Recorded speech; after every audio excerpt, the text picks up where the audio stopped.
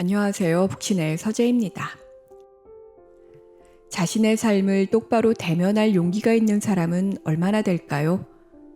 죽음을 앞둔 사람이라 할지라도 사회적 체면 속에 가려진 진짜 자기 모습을 일일이 까발리는 일은 쉽지 않을 터입니다. 사회적 자아인 에고는 그 순간까지 나를 따라와 본래적 자아의 목소리를 누릴 것이기 때문입니다. 그래서 우리는 평범한 얼굴 뒤에 감추어진 추악하고 속물적 상을 작품 안에서 만날 때 내심 안도합니다. 우리만이 못나고 형편없는 실수투성이 피조물이 아니라는 사실에 말입니다.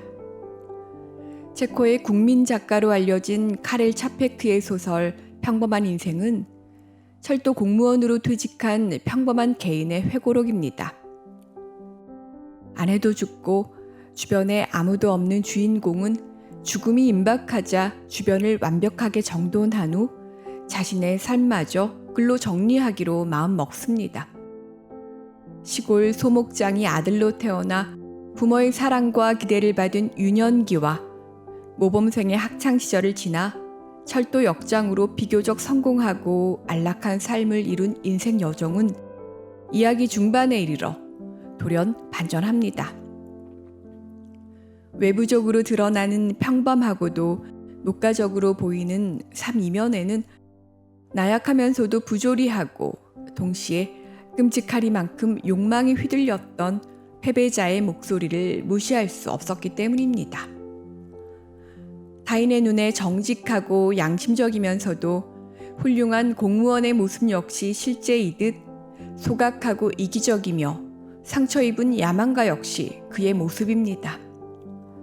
지나치리만큼 평범해 보이는 행복한 삶의 뚜껑을 열면 출세를 위한 억척과 우울증의 몽상가, 방탕한 시인과 영웅적 공명심, 그러면서도 아무것도 원하지 않고 성당 문가에 서 있는 거지가 되고 싶은 거룩한 상이 혼재되어 있습니다. 완벽하게 다른 정체성으로 보이는 이것들은 실상 동일하고 변함없는 나를 이루는 실체들입니다. 어머니의 병적인 사랑 속에 성장한 주인공은 김나지움 선생이 되길 소망한 아버지의 기대를 저버리지 않고 지독하게 공부해 대학에 입학합니다.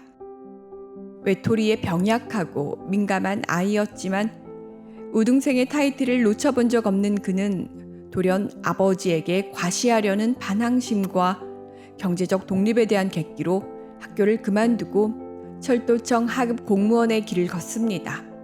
이후 원만한 가정을 꾸리고 철도청 고급관리로 명예롭게 퇴직한 후 정원사가 되어 질서정연한 목가적인 삶을 영위하다 죽음을 맞습니다. 여기까지가 이 소설의 전반부를 차지하는 주인공의 반쪽 인생입니다. 하지만 피와 살이 도는 진짜 인간의 삶이란 동화처럼 해필리 에버 애프터로 끝날 순 없습니다. 정직하고 양심적인 사람, 훌륭한 공무원으로 살아온 그는 동시에 인간의 선과 어둠을 함께 지닌 지킬 박사와 하이드이기도 했습니다. 작품의 절반을 지나면 집요하리만큼 주인공의 어두운 면면들이 까발려지기 시작합니다. 8살 무렵 계집처럼 악취나는 더러운 판잣집에서 벌인 집시 소녀와의 음탕한 기억을 평생 잊지 못하는 그는 욕망에 몸을 떠는 푸른 눈의 웨이트리스와 질탕한 밤을 보내면서도 트위드 복장을 한 공주나 아름답고 순결한 여인과의 순정적 사랑을 갈망합니다. 내성적인 시골뜨기로서 공부밖에 모르는 지독한 범생이의 면모 뒤에는 지독한 모욕감과 패배감을 만회하려는 서슬퍼런 도끼가 가득하고 고향에서 신사인 양 우쭐대다가도 프라하에 오면 수치심과 당혹감을 어쩌지 못하는 외톨이로 전락합니다.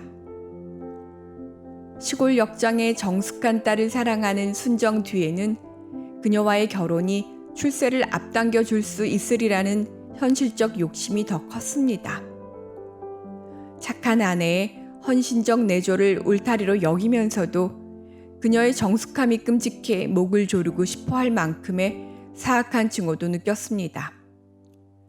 평생 외톨이였던 그는 전쟁이 터졌을 때는 동료애와 영웅적 자아상에 심취해 스파이가 되기도 했고, 그러면서도 한없이 겸손하고 신앙심 깊은 인물이기도 했습니다.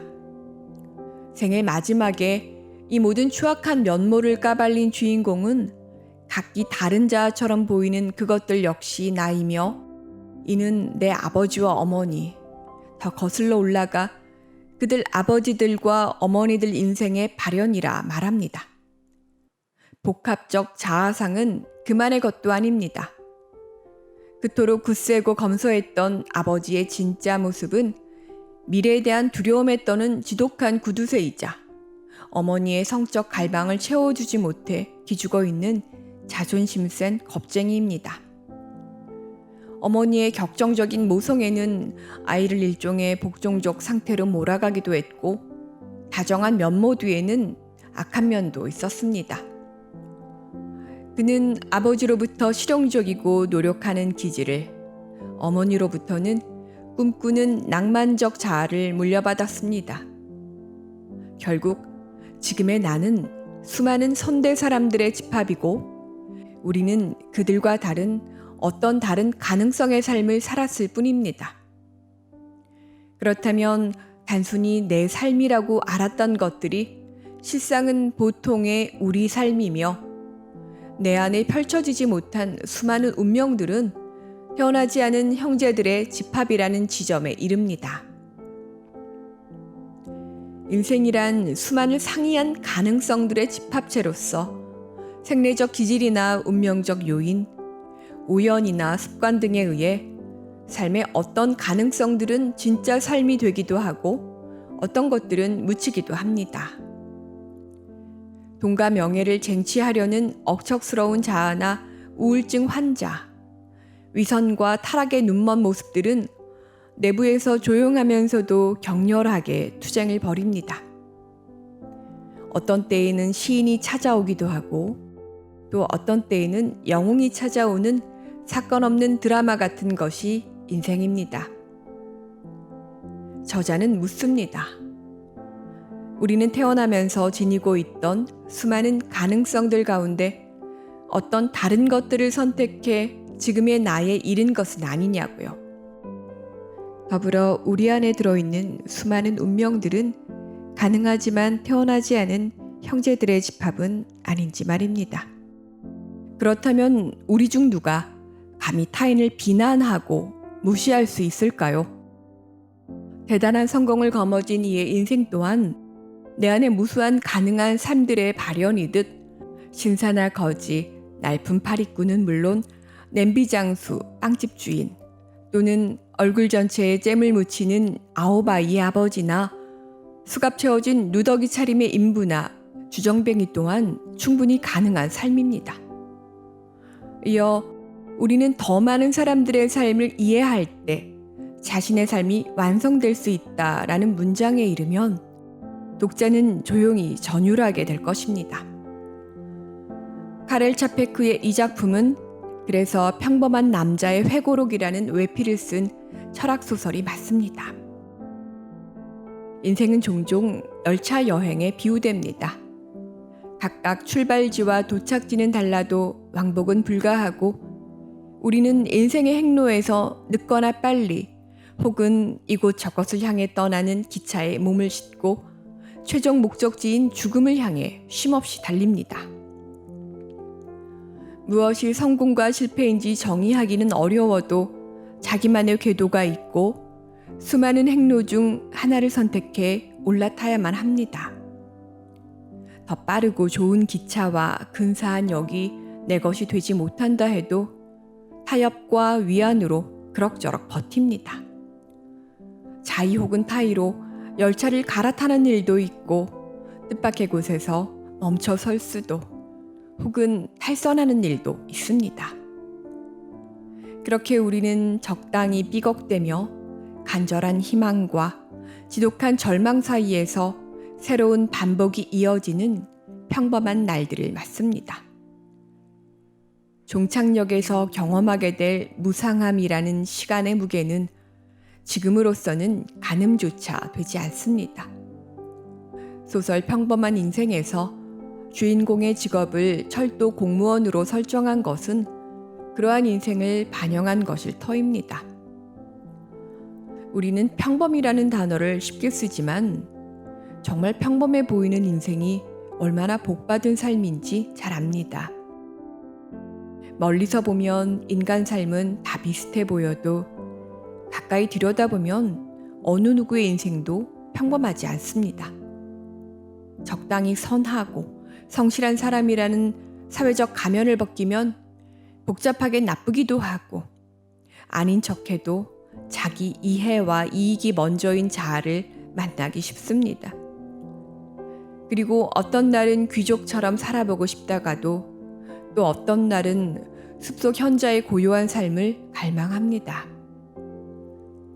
어제는 섹스앤시티를 보고 낄낄대다가 오늘은 자연이 좋다를 보며 힐링합니다.